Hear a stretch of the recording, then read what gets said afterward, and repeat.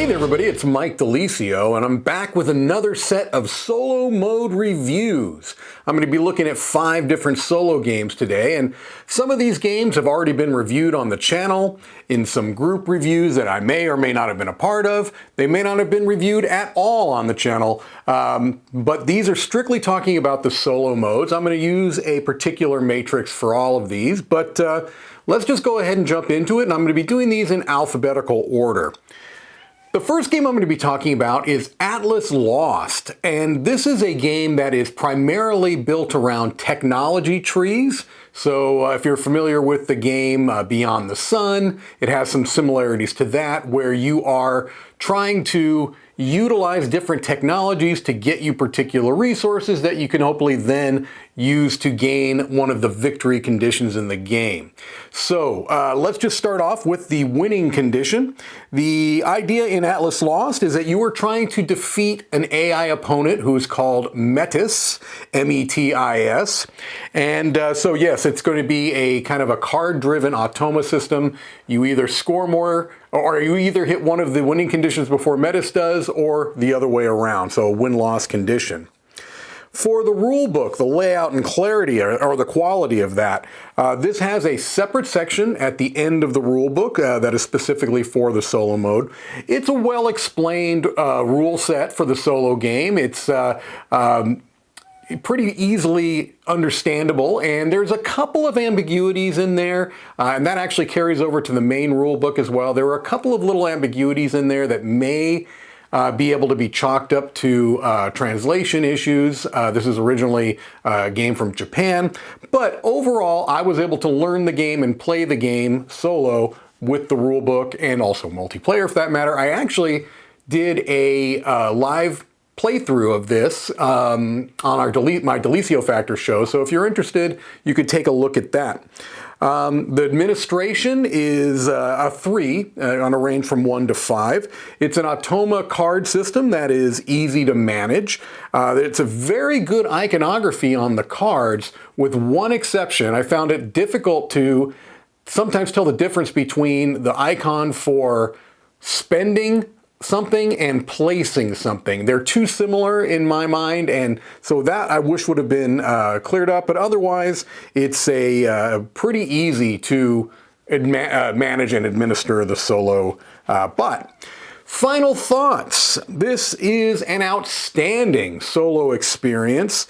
The only real change in the game from the multiplayer to the solo game is that one of the 3 winning conditions are not considered in the solo game, but honestly, that's the winning condition that I most rarely, actually I've never seen someone win with that, and it makes more sense for the 2 clear winning conditions they have for the solo game. It plays all of the different tech boards that are available for the game. It plays solo compatible with the 2 expansions that came with the game. So just an outstanding solo experience, giving it a 9 out of 10 seal of excellence for the solo mode of Atlas Lost. Next up, we've got By the Book.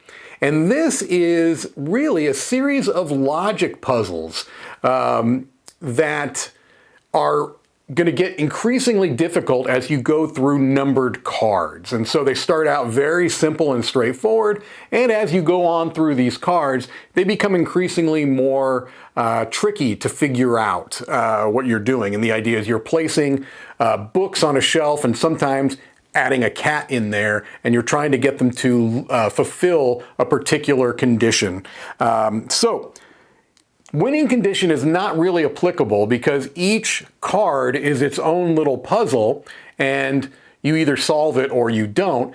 The solutions for all of the different cards are on the back of the card, so you can always flip them over to confirm if you did it correctly, or if you're just stuck and want to see how it works. There also can be multiple solutions to the same problem as well.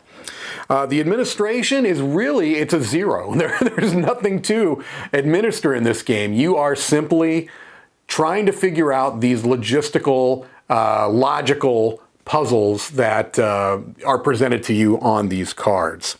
Final thoughts here is that The first thing that's going to stand out with this game is its production. It is a gorgeous, gorgeous production with thick wooden pieces for the books and for the cat, and the little plant that you put on top of the mantle is actually a level to see, because one of the conditions for all of the puzzles is that it has to be level when you've done it. So just an amazing production. What's interesting though is that this is marketed pretty clearly to children as kind of maybe like an educational type of a game. But and while it is educational in the logical sense, it's pretty challenging, I found anyway, for those later puzzles. So I think this one really could kind of cross the boundary into older children and even adults playing it, and especially with the later puzzles finding a bit of a challenge with it. The biggest issue I have is that this has very limited play value in that there are 40 puzzles, and when you've completed it, you're pretty much done. You've seen everything that the game has to offer, and while you could keep it out for a really cool, object of interest, kind of a conversation piece, really you're not getting that much gameplay out of it, and that's going to hurt the rating. I am going to be giving By the Book a 6 out of 10. Really, really beautiful production and clever puzzles, but no real replay to it. It's kind of a one and done type of a thing. Next up, we've got For Northwood, and this is a very interesting solo game because it is solo only, and it's a trick-taking game. And so the idea of a solo-only trick-taking game may seem very odd, and I think it is very odd. That's what this game is about. You are choosing a particular ruler, and you're having a conversation with them.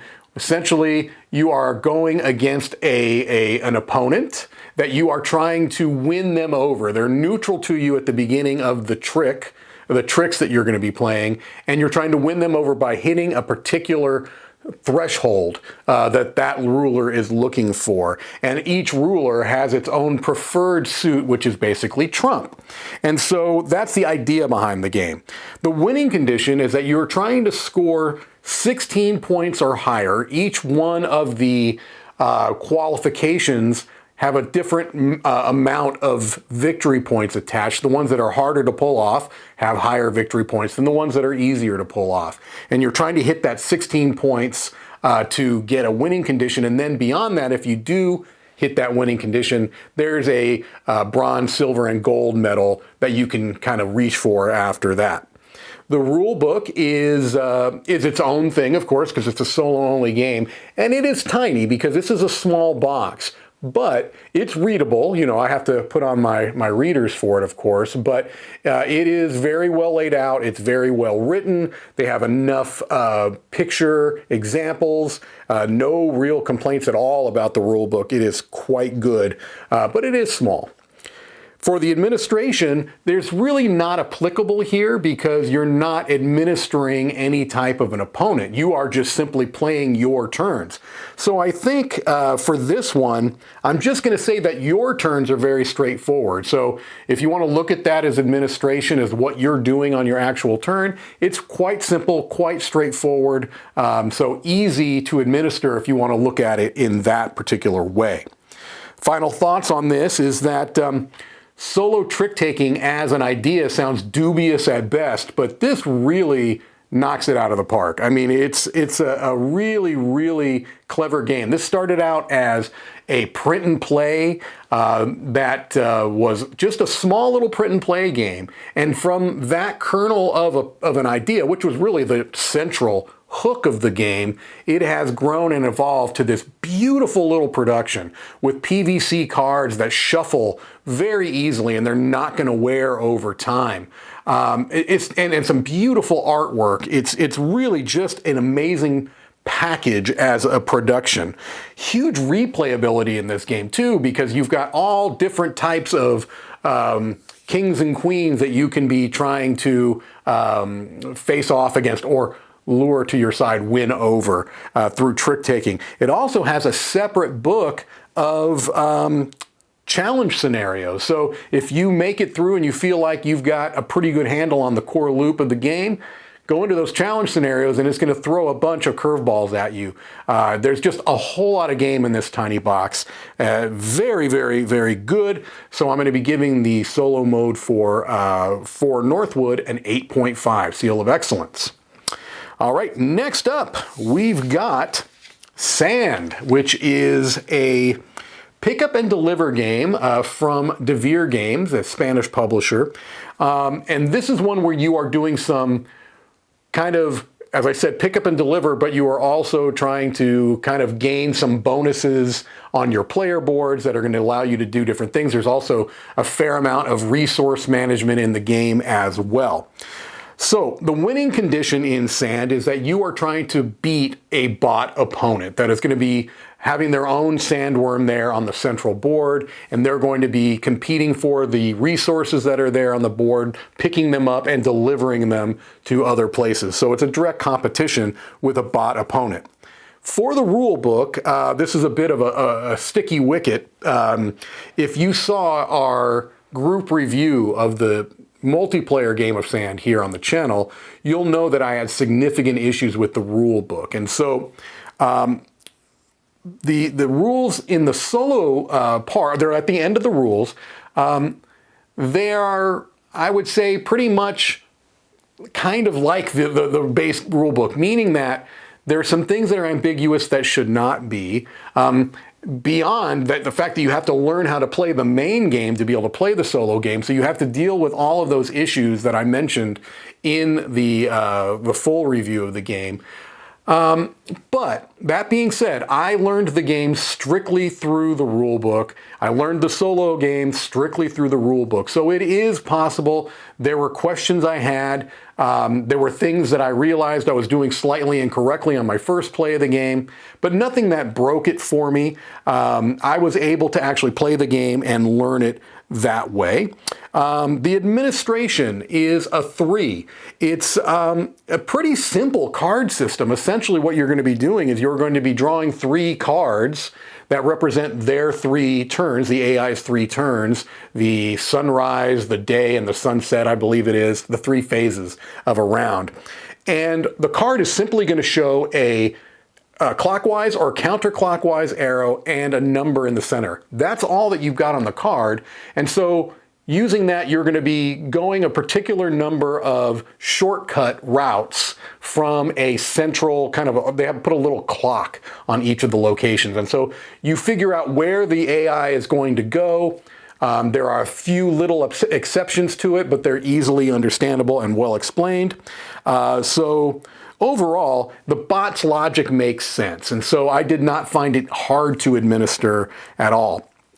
The final thoughts here is that this probably is my preferred way to play Sand, the solo variant. It has easily scalable difficulty. It plays much more quickly than the multiplayer game would, which makes sense. And so I like that you're not having, there's no downtime. You know, you're just working on your turns.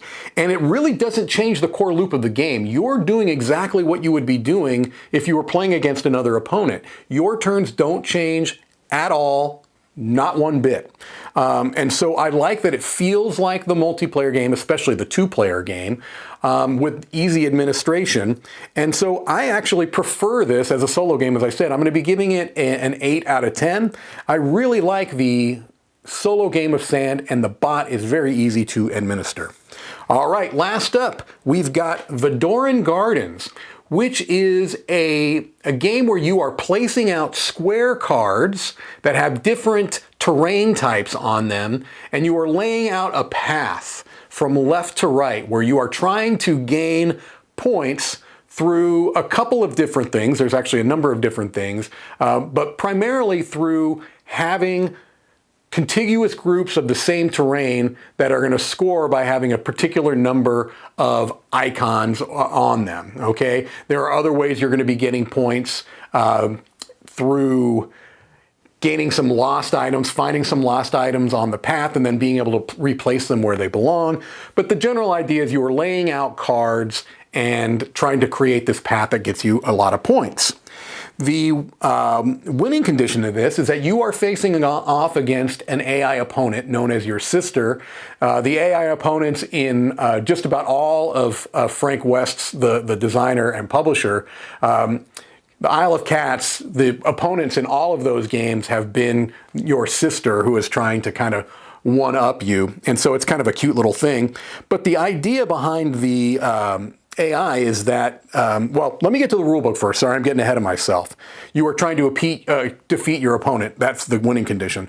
The rulebook is at the solo rules are at the end of the rulebook. They're well explained, easy to understand. I didn't really have any real questions about how the solo variant was going to work. Certainly any questions I had were answered after the first couple of rounds that were played. The administration, it's generally easy to administer. I'm giving it a 2 because most of the AI choices are obvious. The only thing I personally had trouble with, and this is probably just a me thing, and that's why I didn't up the difficulty from a 2 to a 3 on administration, is that I really had to be very conscious of doing things in the order that you have to do them, because it's a very procedural thing. And I would even oftentimes forget to move to the next round because I was kind of rushing through when I shouldn't have been. There is a very particular order to do things, and as long as you follow that order, you're going to be just fine. It'll be golden, and it's not difficult to follow. So it's a 2. I had some issues because I was trying to rush ahead a little bit. The final thoughts. This is a very, very thinky and challenging puzzle game. I've only played Vadoran Gardens as a solo game. I'm trying to imagine how it is as a multiplayer game, and I don't think it would change all that much. This feels like it would be very much a multiplayer solitaire game if you were playing it multiplayer. Now, I haven't played it that way, so I can't say for certain, but it seems that way. But I think that this really shines as a solo game. It's easy to scale the difficulty. So if you're finding that the game is either too easy for you or too difficult for you, it's very easy to do that. I find it to be a satisfying puzzle as you're laying out these cards, and you have always 3 cards, actually 4 cards usually, that you're choosing from, and you could have some advanced information. So there's a lot you're thinking about on your turn. Very thinky puzzle, but it's satisfying when you're able to pull off these really good turns. It has a small, relatively small footprint. Not something you can play on a plane, I don't think, but just outside of that. Has easy setup and teardown. For all these reasons, I'm giving Vadoran Gardens an 8 out of 10. All right, well, there you go. 5 solo games, the vast majority of which I can recommend wholeheartedly, and some I even feel are excellent. So that's going to do it for me this week. This is Mike DiLisio signing off from the Dice Tower Midwest Annex.